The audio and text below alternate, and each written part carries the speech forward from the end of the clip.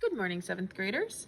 Today we're continuing on lesson 2.4, and I'm on page 131, and we're continuing talking about the percent equation. So yesterday, we said that we're still using our same part, percent, and whole, but instead of using the percent proportion when we're dividing, the PAW formula, we're going to be multiplying and plugging in values. So very similar, but instead we're multiplying and using decimals instead of cross multiplying with fractions. So just as a little review here, this is the percent equation. So the part equals the percent times the whole. Just a little bit different than part divided by whole equals percent. Here's the big difference that you cannot forget. In the percent proportions, we make the percent a fraction with a denominator of 100 because otherwise it's a decimal that we need to switch. So in this case, in order to multiply, we do need to make this percent into a decimal and then convert it back to a percent. So we need to move the decimal over. So if you needed a reminder on that, go ahead and pause this video and go back to the 2.4 part 1.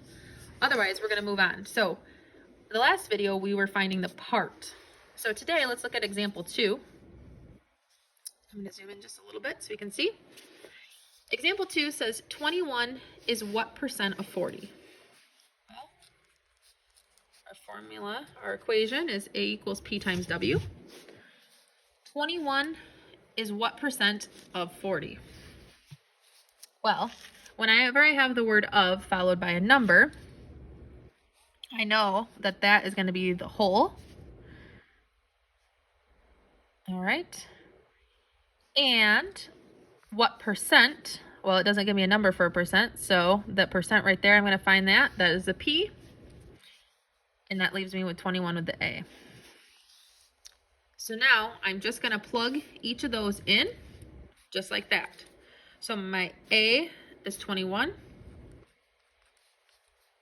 My P, my percent, we don't know what that is, times the whole, which is 40. Now, what are we finding? The percent, part, or whole? We're finding the percent, of course. Okay, now we just can solve the equation just as we normally would. We want to find what P equals, so we want to get that value by itself. P times 40. I'm going to do the opposite of times, which is divide. Whatever I do to one side, I have to do the other.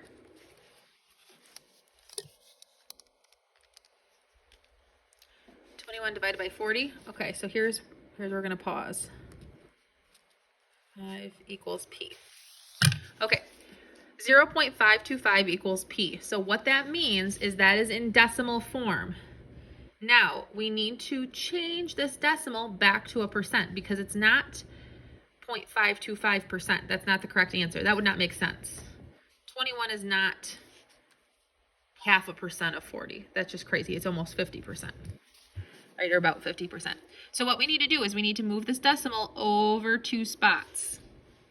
And we talked about that in yesterday's post or in our last lesson's post about switching decimals to percents and percents to decimals. So go back and click on that if you don't remember how to make a decimal a percent or a percent a decimal. So I move this over 2 spaces to the right. So my correct answer would be 52.5%.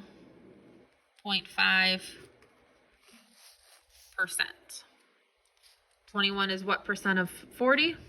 52.5%. I can also check my answer by plugging that in. So I'm going to use the decimal form. 0.525 times 40 should equal 21, and it does. So I checked my answer. All right, so go ahead and try E and F on your own. You are finding the percent in both of those. Okay. And you are using the percent equation, which once again, I'll just copy it here because it helps me when I solve as well. A equals P times W. So first step, is to find the A, the P, and the W. And the second step is to plug them in. Third step to solve. So first, find the part, percent, and whole. Second, plug them in, the equation, EQ for equation. And third, solve for the variable. So do E and F on your own.